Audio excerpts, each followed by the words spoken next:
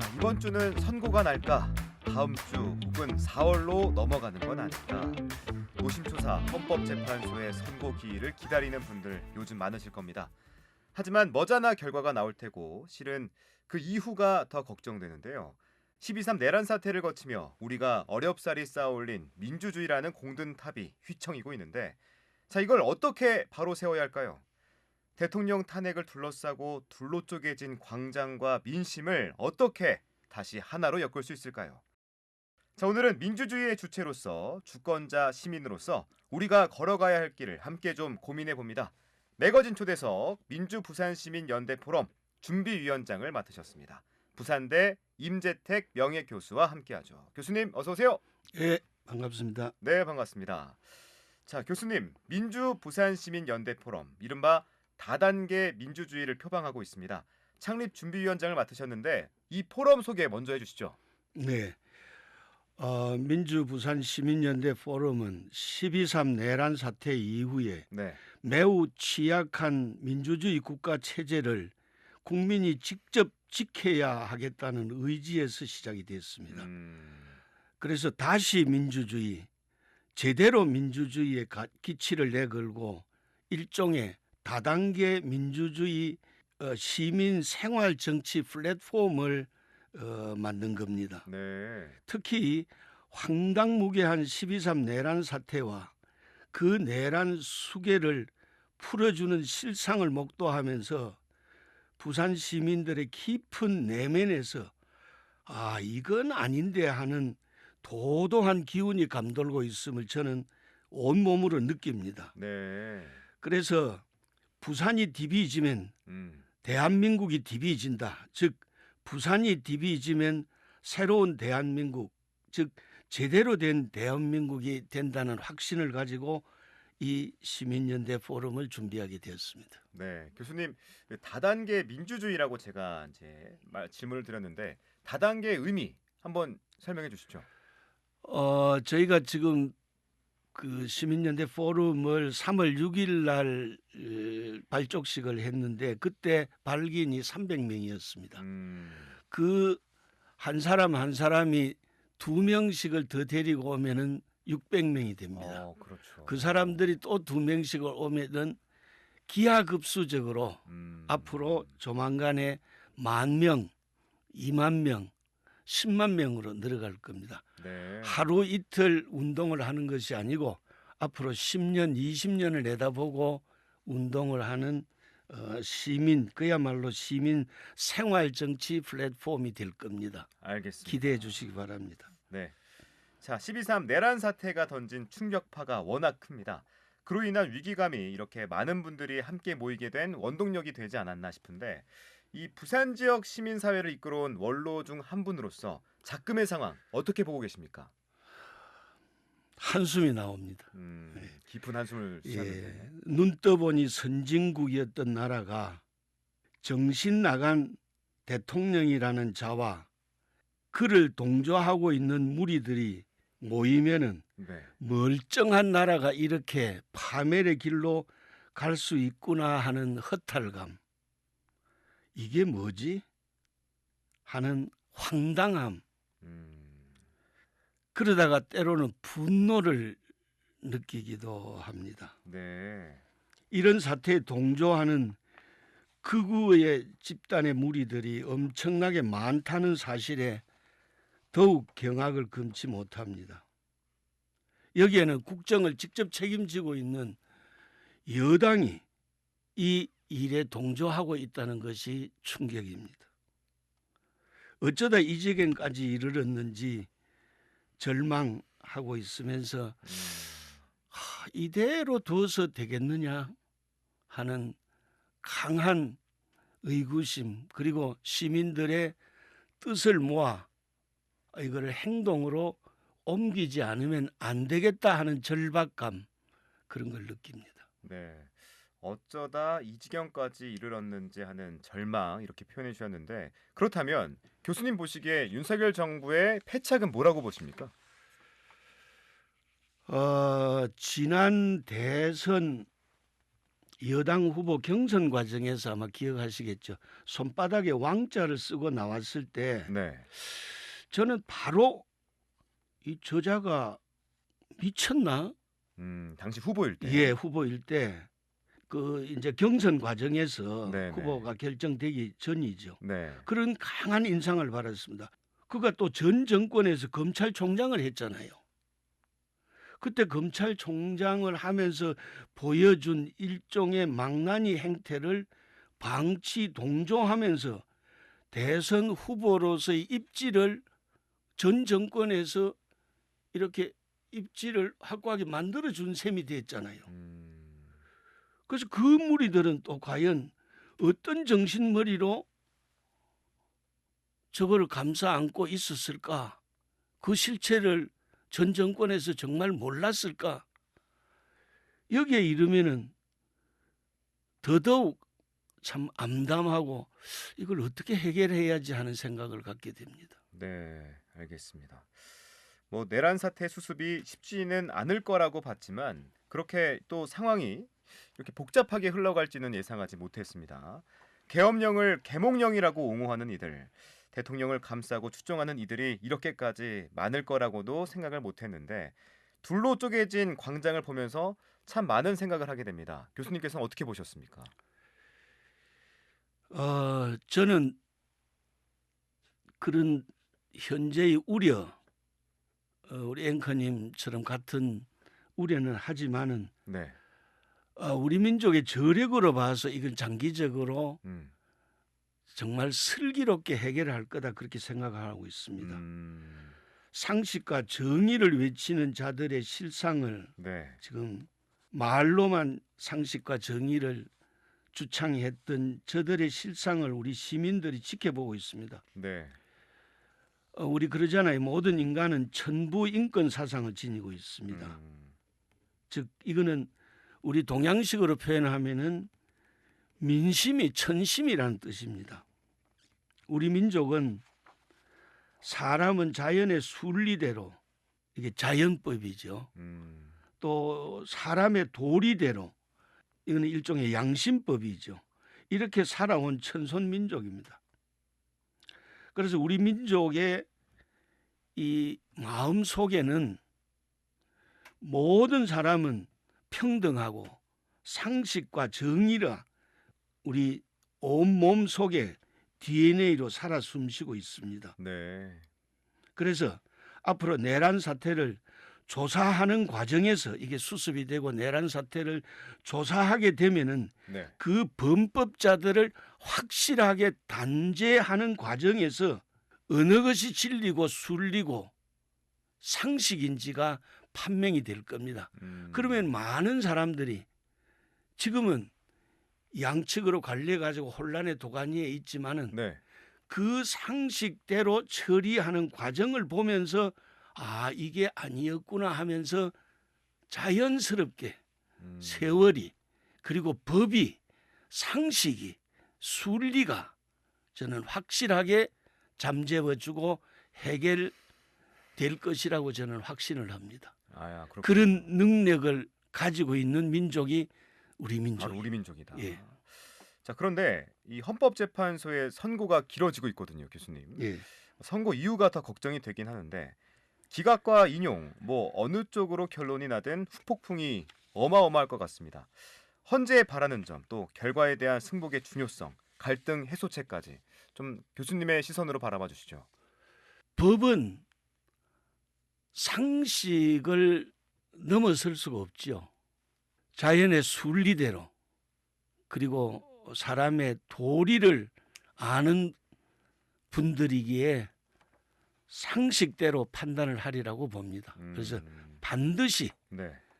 100%, 200% 인용되리라고 저는 확신을 합니다. 확신하고 계시군요. 예.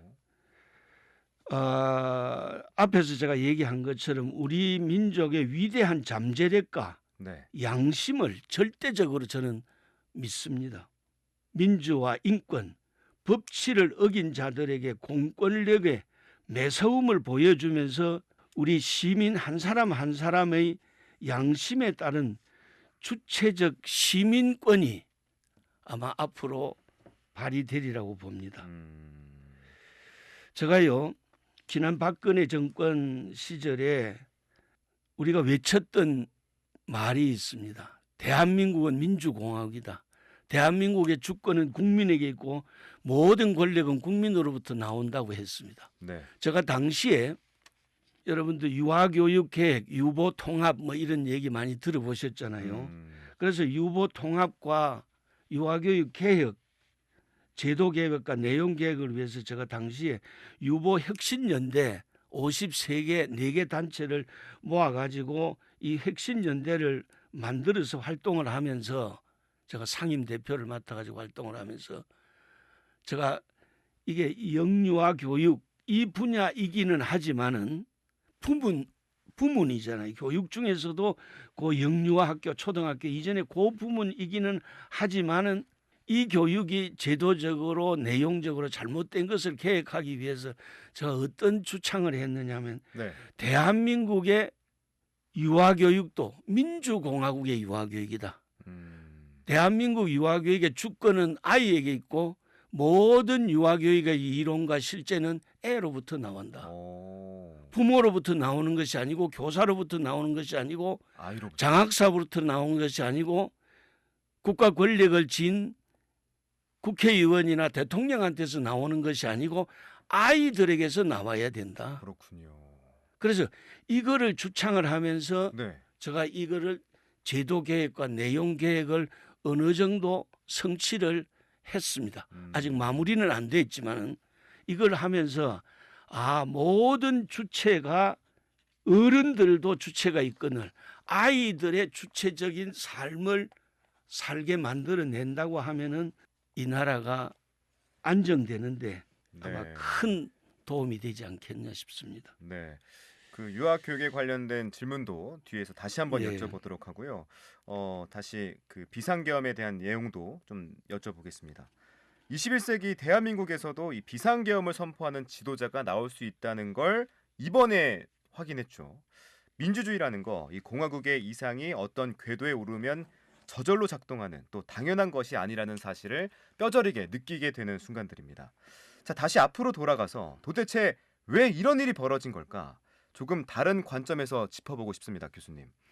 처음에는 이 특정인과 예. 특정 세력의 아주 예외적이고 극단적인 일탈에 의해서 빚어진 해프닝이라고 여겼는데 광장이 반으로 갈라지고 이 법원을 겨냥한 폭동이 일어나고 또 국회의원 입에서 헌재를 때려 부수자는 발언이 나오는 걸 보면서 이게 뭐지? 라는 생각이 들었거든요. 우리의 시스템, 민주주의가 제대로 작동하는 것인지 어딘가 심각하게 망가진 건 아닌지 교수님께서는 어떻게 진단하고 계십니까?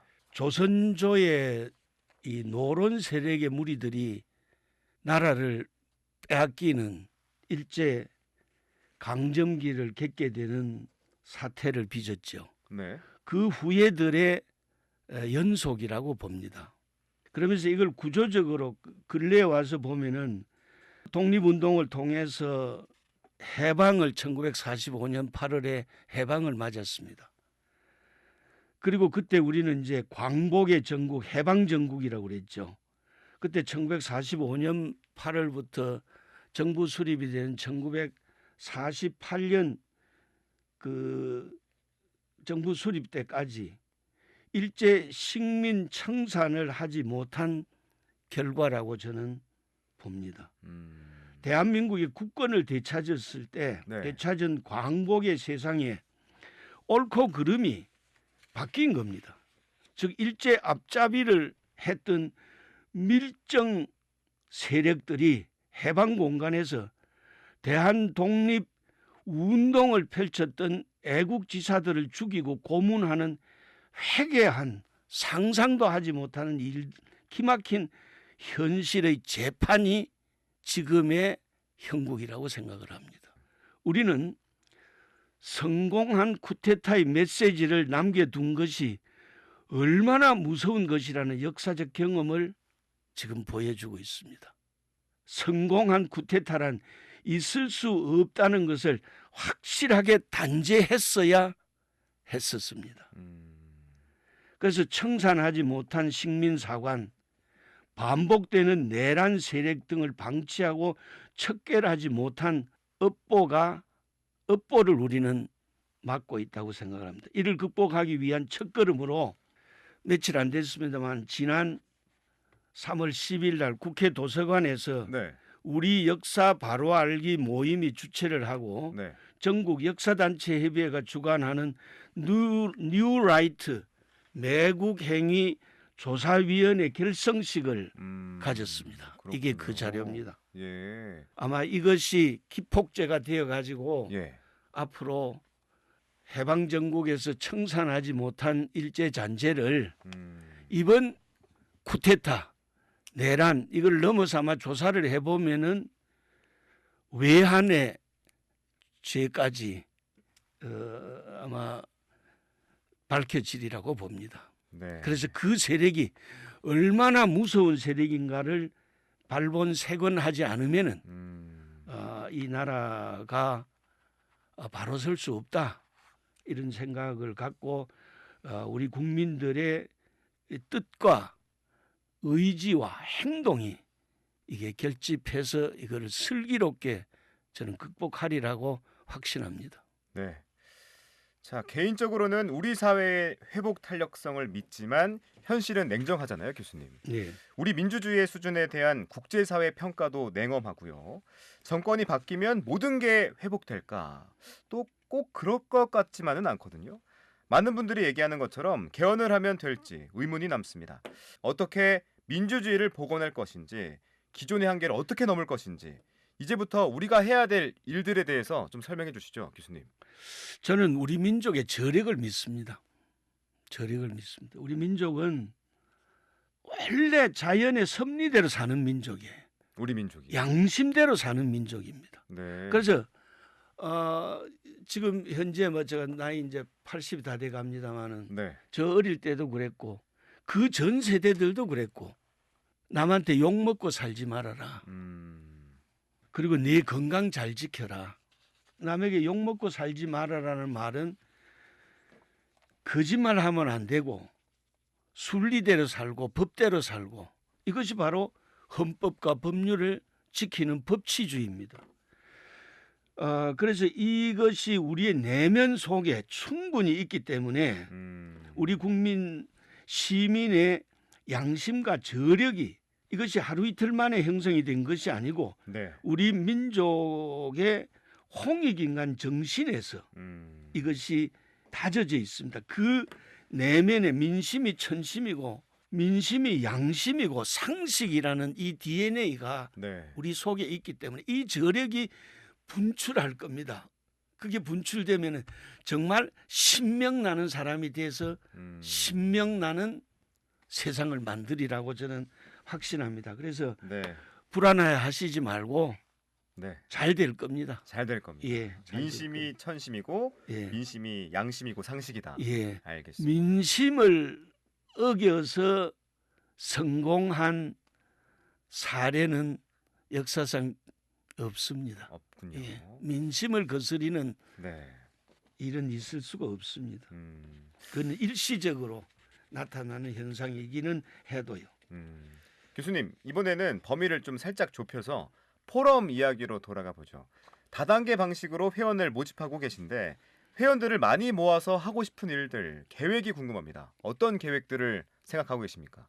아까도 제가 잠깐 말씀을 드렸으면 저는 지난 40년 가까이 제가 몸담고 있는 유아교육 분야에 제도는 일제고 내용은 미제고 아이는 국산인 이 구조적 모순을 해결하기 위해서 네. 오프라인으로 1995년 6년서부터 지금까지 시민운동을 권력자들 앞에 가서 부탁하고 해달라 빌고 그렇게 40년을 해왔는데 네. 지금 이번 12.3 내란 쿠데타를 보면서 이게 그냥 부탁해서 될 일이 아니구나.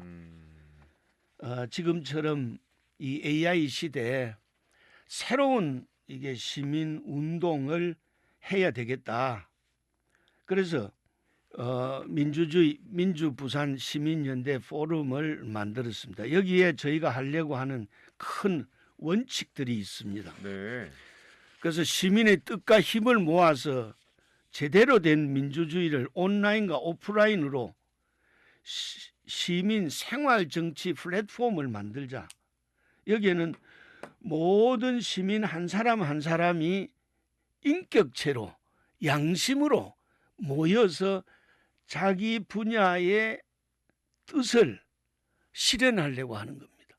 그리고 이것이 우리의 상식대로 가지 않을 때 여기서 저항해서 그것을 지켜낼 수 있는, 그렇게 하기 위해서 삼권 분립이 견제와 균형이 아니라 독선과 갈등으로 치닫는 현실을 시정하기 위해서 이 삼권을 통제할 수 있는 시스템을 만들어야 되겠다. 그래서 이 시스템은 앞으로 제7공화국의 헌법 개정 과정에서 시민의 단결된 힘으로 이거를 성취해 내려고 합니다. 네. 저희는 정치, 경제, 사회, 문화, 교육 모든 분야의 사람들이 각 분야의 일들을 국민의 뜻에 맞게 실현을 해 나가기 위해서 권력자에게 부탁을 하는 것이 아니라 우리의 힘으로 이놈을 바꿔내자. 이것이 우리가 추구하는 겁니다. 이거는 시간이 상당히 걸릴 겁니다. 지금 시작은 미약하지만은 네. 앞으로 10년, 20년 이것이 그대로 견지해 나간다고 하면은 앞으로 10년 후, 20년 후에 엄청난 일들이 벌어지리라고 저는 확신을 합니다. 저 살아있는 중에 네. 그런 일이 실현되리라고 봅니다. 알겠습니다. 우리 젊은이들이 그거를 해내리라고 저는 또 확신을 합니다. 네. 국민 여러분, 희망을 가집시다. 꿈을 가집시다. 우리 자식들을 잘 키워냅시다. 고맙습니다. 알겠습니다. 자, 진정한 민주주의는 투표함이 아니라 대화에서 출발한다고 하죠. 어떤 의견이든 귀 기울여 듣고 생각을 나누고 조율하는 과정. 많이 돌아가는 것 같아도 오직 그 길만이 진정한 공화국을 향해 가는 길임을 다시금 기억해야겠습니다. 자, 오늘은 여기까지 하겠습니다. 매거진 초대석, 오늘은 민주부산시민연대 포럼 창립준비위원장 임재택 교수님 함께했습니다. 교수님, 오늘 말씀 고맙습니다. 네, 고맙습니다.